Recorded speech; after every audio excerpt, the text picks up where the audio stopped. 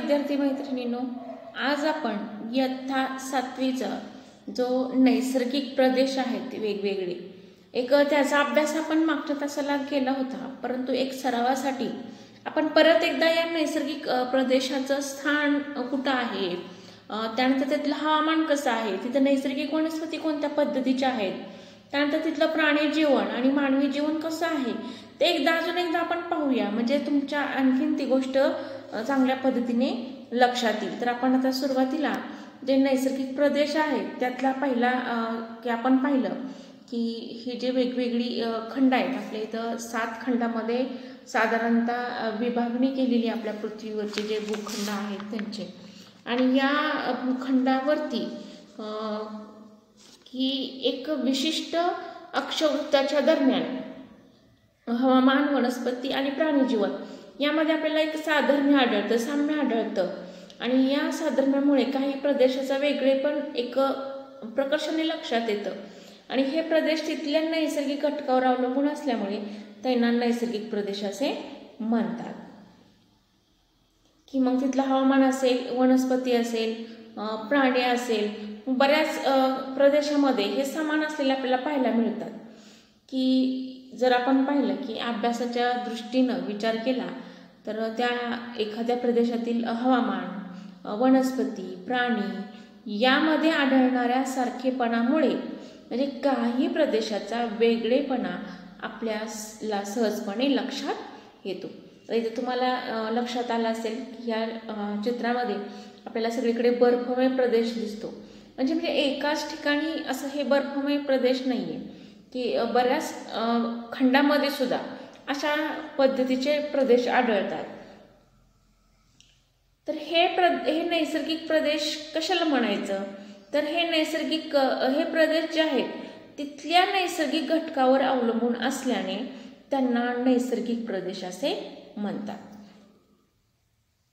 की अशा प्रदेशातील नैसर्गिक पर्यावरणाचा मानवासह सर्व सजीव सृष्टीवर परिणाम झालेला आपल्याला पाहायला मिळतो। तिथे बर्फाळ प्रदेश आहे, बर्फ पडतो, तिथलं हवामान त्याच पद्धतीचं असणार आहे, किंवा तिथल्या वनस्पती सुद्धा तशाच असणार, तिथल्या हवामानाशी जुळून घेणारे असणार आहे, किंवा तिथल्या हवामानाचा तिथल्या मानवी जीवनावर सुद्धा परिणाम आपल्याला पाहायला मिळतो। मग त्यांचे पोशाख असतील, तिथले प्राणी असतील, त्यांची घरं असतील, या सगळ्या गोष्टीवरती, त्यांचा आहार असेल, या सगळ्या गोष्टीवरती तिथल्या प्रदेशाचा परिणाम आपल्याला झालेला पाहायला मिळतो। आता पृथ्वीवरील जमीन म्हणजेच भूप्रदेश या नैसर्गिक प्रदेशात विभागला जातो। म्हणजे ह्या पृथ्वीवरचा जी काही जमीन आहे, जो काही भूप्रदेश आहे, हा या नैसर्गिक प्रदेशामध्ये विभागला गेलेला आपल्याला पाहायला मिळतो। आता जर आपण विचार केला की पृथ्वीचा जर आपण विचार केला तर या पृथ्वीवरती विषुववृत्तापासून, अगदी आपल्याला माहिती आहे, आपण 6वी पासून शिकलेलो आहोत की इथं जे विषुववृत्त आढळतं आपल्याला, की त्या विषुववृत्तामध्ये आपण जर पाहिलं तर आपल्याला चांगल्या पद्धतीने लक्षात येईल की ह्या विषुववृत्त जे पृथ्वीच्या मध्यभागातून गेलेला आहे की त्याच्यामुळं उत्तर गोलार्ध हा दक्षिण गोलार्ध आपण अशा सामान्यपणे भाग पाडतो। मग विषुववृत्तापासून ध्रुवापर्यंत, म्हणजे विषुववृत्त इथून ते उत्तरेकडचा ध्रुवीय प्रदेश, विषुववृत्तापासून दक्षिणेकडचा ध्रुवीय प्रदेश, याचे प्रामुख्याने 6 प्रकारामध्ये संपूर्ण पृथ्वीचं वर्गीकरण केलेलं आपल्याला पाहायला मिळतं। आता मग हे कुठले कुठले आहेत बाबा नैसर्गिक प्रदेश, की पहिला आहे तो टुंड्रा प्रदेश आहे, त्यानंतर तैगा प्रदेश आहे, गवताळ प्रदेश आहे, आणि नंतर पुढचा आहे तो उष्ण वाळवंटी प्रदेश आहे, गवताळ प्रदेश आहे, आणि सगळ्यात शेवटी राहतो तो विषुववृत्त प्रदेश आपण बघू शकता इथं। आता हा टुंड्रा प्रदेश जो आहे त्या टुंड्रा प्रदेशाचं आपण सुरुवातीला अभ्यास करणार आहोत। या टुंड्रा प्रदेशाचं स्थान आणि विस्तार किंवा प्रदेश कोणकोणते आहेत, कोणत्या खंडामध्ये हा भाग आपल्याला पाहायला मिळतो, त्यानंतर तिथलं हवामान कशा पद्धतीचं आहे, तिथली नैसर्गिक वनस्पती कशा आहेत किंवा प्राणी जीवन कसं आहे, मानवी जीवन कसं आहे, एक त्याच्याविषयी आपण थोडीशी माहिती पाहणार आहोत. त्यानंतर पुढचा आहे तैगा प्रदेश, नंतर गवताळ प्रदेश म्हणजे स्टेप्स आणि प्रेरी म्हणतो आपण त्याला. नंतर हा उष्ण वाळवंटी प्रदेश आणि हा गवताळ की त्याला सुदान या नावाने ओळखलं जातं. आणि हा आहे विषुववृत्तीय प्रदेश. म्हणजे ह्या 6 विभागामध्ये या पृथ्वीवरील जो भूप्रदेश आहे त्याची विभागणी केलेली आपल्याला पाहायला मिळते. तर सुरुवातीला आपण टुंड्रा प्रदेशाची माहिती पाहणार आहोत. तर हा प्रदेश जो आहे त्याचा विस्तार कसा आहे, जर आपण इथं आकृतीमध्ये पाहिलं तर हा विषुववृत्तीय भाग आहे, बरोबर. हा विषुववृत्त, मग याच्या उत्तरेकडचा हा भाग आहे आणि हा दक्षिणेचा. मग आपल्याला जर त्याचा विस्तार पाहायचा असेल तर हा सुमारे 65° जर तुम्हाला दिसत असेल 65° उत्तर ते 90° उत्तर या अक्षवृत्ताच्या दरम्यान हा प्रदेश आपल्याला पसरलेला पाहायला मिळतो. म्हणजे अतिउत्तरेकडील भागामध्ये हा प्रदेश आपण पाहू शकतो. त्यानंतर मग कोणकोणत्या भागामध्ये हा प्रदेश विस्तारलेला आहे तर इथं तुम्ही सहजपणे पाहू शकता. इथं ग्रीनलँड आहे, नंतर हा उत्तर कॅनडा आहे, नंतर उत्तर युरोपमधला काही भाग आहे, नंतर उत्तर आशियामधला काही भाग आहे. म्हणजे हे जे सगळे प्रदेश आहेत ते टुंड्रा प्रदेशामध्ये मोडतात. म्हणजे खंडाच्या प्रत्येक भागावरती हे नैसर्गिक प्रदेश आपल्याला पाहायला मिळतील. आता ह्या जे हवामान आहे इथलं, तर या प्रदेशात अतिशय थंड हवामान आढळते. की उन्हाळ्यात जर विचार केला तापमानाचा तर सरासरी 10°C इतकं तापमान इथं आपल्याला पाहायला मिळतं. बघा, म्हणजे आपल्याकडे जर उन्हाळ्यात पाहिलं तर आपण अगदी 35, 36, 37 पर्यंत, अगदी 38 पर्यंत सुद्धा कधी कधी जातं आपल्याकडे उन्हाळ्यामधलं तापमान. आपल्या इथल्या महाराष्ट्राचं किंवा आपण अकलूजमध्ये राहतो तिथला विचार केला तरी. आणि आपण विचार करू शकता की हा जो टुंड्रा प्रदेश आहे तिथल्या उन्हाळ्यामधलं तापमान जे आहे ते किती आहे, 10°C. म्हणजे उन्हाळ्यात सुद्धा म्हणजे किती उष्णता मिळत असेल बघा. हे आपण तिथं आपल्या लक्षात येईल की या प्रदेशात अतिशय थंड हवामान आढळते. आणि उन्हाळ्यात जर आपण पाहिलं तर अशा पद्धतीत सुद्धा तुम्हाला बर्फ तिथं असलेला पाहायला मिळेल. हिवाळ्यात तर हे तापमान फार अगदी 0°C पेक्षा खाली असते. इथं आपण जर पाहिलं तर इथं तुम्हाला जे तापमानाचे तापमापी आहे अगदी 0° पेक्षा खाली. आता 0° पेक्षा खाली जर आकडे मोजायचे असते तर आपण मायनसमध्ये म्हणतोय की नाही. तर हिवाळ्यात हे तापमान -20°C ते 30°C असते. म्हणजे 0° पेक्षा हे खाली होते. सगळं पूर्ण भाग जो आहे अगदी बर्फाळ, अगदी गोठणारी थंडी असते या भागामध्ये. फार तापमान इथं कमी असलेलं पाहायला मिळतं आपल्याला. आणि या प्रदेशामधल्या जर वनस्पती ज्या आहेत, नैसर्गिक वनस्पतीचा जर आपण विचार केला तर एक थोड्या कालावधीसाठी, म्हणजे जेवढा एक उन्हाळ्याचा भाग असतो, एक थोड्या काळ जगणाऱ्या अशा ह्या वनस्पती असतात. म्हणजे अल्पकाळ टिकणाऱ्या, म्हणजे थोड्या दिवसासाठी जगणाऱ्या ह्या वनस्पती असतात. मग याच्यामध्ये मग काही फुलं असतात, छोटी झुडपी असतात, खुटी गवत असते आणि अशा पद्धतीचे हे फुलं वगैरे येतात. आणि परत बर्फ पडला की परत हे नाहीसे होतात.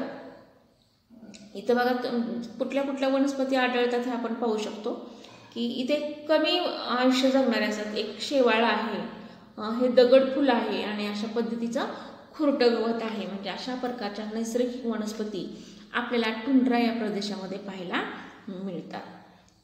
की इथले जे प्राणी आहेत ते प्राणी कशा पद्धतीचे आहेत, प्राणी जीवन सुद्धा जे आहे की नैसर्गिक रचनाच अशी असते निसर्गाची की त्या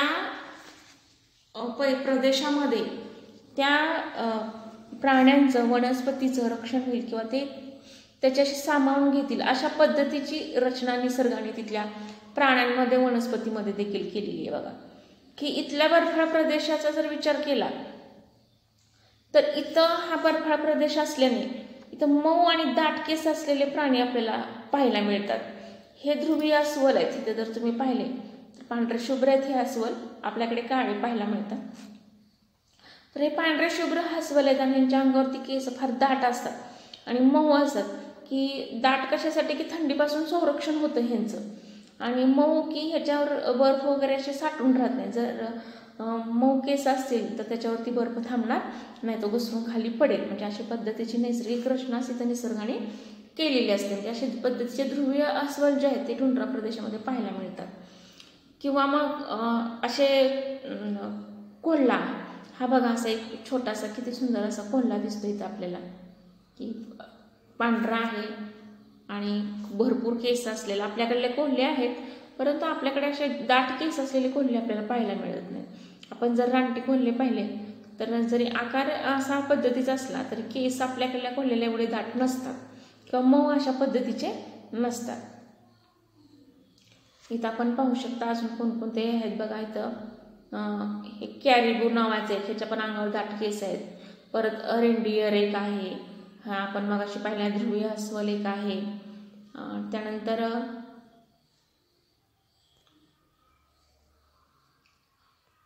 हा कोल्हा एक आहे, हा कोल्हा आहे. सील मासे आहेत, की हे जे आहेत सील मासे एक आहे, नंतर वॉलरस मासे. म्हणजे हे प्रत्येक जे आहेत बघा, यांची रचना किंवा तिथल्या हवामानामध्ये ह्यांचं संरक्षण व्हावं किंवा ते टिकून राहावेत म्हणून निसर्गाने सुद्धा तशा पद्धतीची रचना आपल्याला केलेली पाहायला मिळते. हे बघा इथं कॅरिबू हा जो प्राणी आहे तुम्ही पाहू शकता, याच्या अंगावर सुद्धा असेच दाट केस आहेत. त्यानंतर रेंडियर सुद्धा प्राणी जो आहे त्याची सुद्धा रचना तशीच असते. की मगाशी आपण पाहिलं ध्रुवीय अस्वल, हा कोल्हा आहे की किती छान दिसतोय बघा, पांढरा शुभ्र आहे. त्याचप्रमाणे इथलं मानवी जीवन कसं आहे टुंड्रा प्रदेशातलं, तर या प्रदेशामध्ये हवामान तसं आहे की अतिशय थंड हवामान आहे. तिथं वनस्पती ही कशा पद्धतीचे आपण पाहिलं, त्यामुळे या प्रदेशामध्ये अतिविरळ म्हणजे कमी लोकसंख्या असलेली आपल्याला पाहायला मिळते. की इथल्या लोकांचा जो व्यवसाय आहे तो प्रामुख्याने काय आहे तर शिकार करणे आणि मासेमारी करणे. कारण तिकडे शेती होतच नाही, कारण बर्फच असतो, तापमान अतिशय कमी आहे, 0°C तापमान आढळतं. उन्हाळ्यात तर फक्त 10° आहे. त्यामुळे इथं शेती हा व्यवसाय चालू शकत नाही किंवा बाकीचं काहीच इथं उत्पादन होऊ शकत नाही. त्यामुळं इथल्या लोकांचा जर व्यवसायाचा विचार केला तर इथं आपल्याला मासेमारी किंवा प्राण्यांची शिकार करून हे लोक काय करत असतात, आपलं जीवन जगत असतात. आणि जर इथल्या निवासस्थान जे राहतात लोक, इथं या प्रदेशातील लोक काय करतात, उन्हाळ्यामध्ये कातड्यांचे म्हणजे प्राण्यांच्या कातड्यांपासून असे ट्यूबवेक म्हणतात त्याला, प्राण्यांच्या कातड्यापासून हे तयार केलेले असे ट्यूबवेक असतात. आणि हिवाळ्यामध्ये ते इग्लू घरात राहतात. इग्लूचं घर पण आपण पाहू शकतो बघा, इथं एक ट्यूबवेक आहे, ह्याला आपण कातड्यापासून हा तंबू उभारलेला आहे, त्याला ट्यूबवेक म्हणतो. आणि इग्लू हे अशा पद्धतीचं घर असतं की बर्फाच्या लाद्यापासून हे तयार केलेलं असतं आणि फार खुज असतं. आतमध्ये जायचं म्हणजे तर आपल्याला सरपटत जावं लागतं, कारण हिवाळ्यामध्ये बर्फापासून बचाव करण्यासाठी किंवा तिथल्या तापमानासाठी वाचवण्यासाठी किंवा हिमवादळं होत असतील असे काही तिथला जो नैसर्गिक भाग त्याच्यासाठी ह्या अशा पद्धतीची आपल्याला इग्लू घरे पाहायला मिळतात. आणि इथं मग लोकसंख्या अतिशय विरळ आणि एक्सिमो जातीचे लोक इथं आपल्याला पाहायला मिळतात. आता पुढचा जो आपण विचार करणार आहे ते आहे तैगा प्रदेश. की तैगा प्रदेश जो आहे त्याचं स्थान कुठं आहे, तर आपण इथं जर आकृतीमध्ये पाहिलं तर हा प्रदेश 55° उत्तर ते 65° उत्तर हा जो छोटा निळी पट्टी आहे, ह्या अक्षवृत्ताच्या दरम्यान हा प्रदेश पसरलेला आपल्याला पाहायला मिळतो. आता मग हा कुठं आहे, कुठल्या भागामध्ये आहे, तर इथं तुम्हाला पाहायला मिळेल या अलास्का या भागामध्ये, अलास्कापासून अगदी इकडं पसरलेला आहे. युरेशियामधला हा बराचसा भाग या तैगा प्रदेशाने आपल्याला पाहायला मिळतोय. आता इथला हवामान जर विचार केला हवामानाचा आपण, तर उन्हाळ्यामध्ये जर विचार केला तर तापमान सरासरी 15° ते 20°C इतकं असतं आणि हिवाळ्यात ते 0°पेक्षा सुद्धा खाली येतं. म्हणजे तैगा प्रदेशामध्ये उन्हाळ्यात जे तापमान आहे ते 15 ते 20 सेल्सिअस इतकं असलेलं पाहायला मिळतं आपल्याला, आणि हिवाळ्यातच ते तापमान 0 खाली आलेलं आपल्याला पाहायला मिळेल. की इथं अशा उन्हाळ्या पद्धत अशा वनस्पती तिथं उगवू शकतात. आणि या प्रदेशात उन्हाळ्यात पाऊस पडतो, की आपल्याकडे जसे ऋतू असतात तशा पद्धतीचं इकडं उन्हाळ्यामध्ये पाऊस पडतो, आणि हिवाळ्यामध्ये काय होतं की हिमवृष्टी पडते. बघा की इग्लूचं घर हे अशा पद्धतीचं आहे की हिमवृष्टीपासून बचाव करण्यासाठी अशा पद्धतीचं इग्लू घराचं बनवलेलं असतं या प्रदेशामध्ये. इग्लू आपण ह्याच्यामध्ये पाहिलं म्हणजे अशा पद्धतीचं घर असतं इथं तैगा प्रदेशाचा विचार करतोय आपण. आता इथल्या ज्या वनस्पती आहेत त्या प्रामुख्याने सूचीपर्णी वनस्पती आढळतात. तुम्ही पाहिले असतील सूचीपर्णीची झाडं बरेच आपण आसपास सुद्धा पाहतो. असे निमुळते असतात, त्यांची पानं खाली असतात. म्हणजे या झाडाची पानं अरुंद टोकदार म्हणजे सुईसारखी असतात, आणि त्यांच्या फांद्या ज्या आहेत त्या जमिनीकडे अशा झुकलेल्या असतात. बघा अरुंद आहेत अशी, आणि यांच्या फांद्या ज्या आहेत त्या जमिनीकडे झुकलेले आहेत. मग अशी रचना का केली निसर्गानं, तर त्याच्या पाठीमागे हे कारण आहे की या उतरत्या फांद्यामुळं आणि अरुंद पानामुळं झाडावर जे पडलेलं हिम आहे ते काय करतं, ओघळून खाली पडतं, त्याच्यावरती साचून राहत नाही. जर इथं बर्फ पडला तर तो असा खाली पडतो, तिथं या पानावरती साठून तो राहत नाही. त्यामुळे इथं अशा पद्धतीच्या झाडं जे आहेत की नैसर्गिक रचना आपल्याला अशी पद्धतीनं पाहायला मिळते. म्हणजे हे साठलेलं बर्फ याच्यावर न राहता ते खाली घसरून पानावरून खाली जाऊन सहजपणे पडतं. त्यामुळं ही जी झाडे आहेत की जेव्हा हिमवृष्टी मोठ्या प्रमाणावर होते, बर्फाचा पाऊस होतो तिथं, म्हणजे त्याला सुद्धा हे तोंड देऊ शकतात. कारण इथं जर हिमवृष्टी झाली तरी बर्फ काही जास्त काळ इथं राहू शकत नाही, जे घसरून पडतं सगळं फांद्यावरून खाली. त्यामुळं ही झाडं परत आहे तशी राहू शकतात, की बर्फापासून थोडक्यात ह्यांचं संरक्षण तिथं होतं. मग आता इथं कोणकोणते प्रकारचे वृक्ष आढळतात आपल्याला, जर आपण इथं पाहिलं तर स्प्रूस आहे, नंतर फर वृक्ष आहे, नंतर पाईन आहे, आणि सगळ्यात शेवटी आहे तो रेडवूड. ही जी झाड आहेत अशीच उंच आणि अरुंद पानं असलेली आणि त्यांच्या फांद्या जमिनीकडे झुकलेल्या अशा पद्धतीची, की जेणेकरून याच्यावरती जरी हिमवृष्टी झाली तरी बर्फ इथं जास्त काळ टिकून राहू शकत नाही. या प्रदेशातील सुद्धा प्राण्यांच्या अंगावर दाट आणि मऊ केस असतात, की त्यामुळे त्यांचं सुद्धा थंडीपासून संरक्षण होतं. म्हणजे तैगा प्रदेशामध्ये सुद्धा टुंड्रा प्रदेशासारखं थोडंसं आहे. मग इथं बघा करिबू, इथं सुद्धा हा प्राणी आढळतो.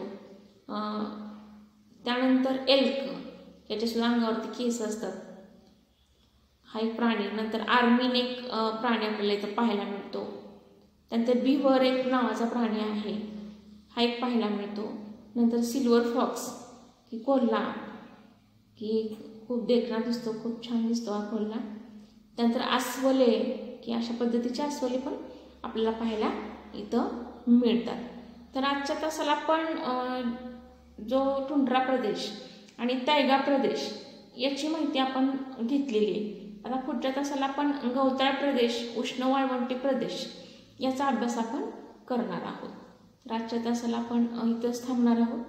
धन्यवाद.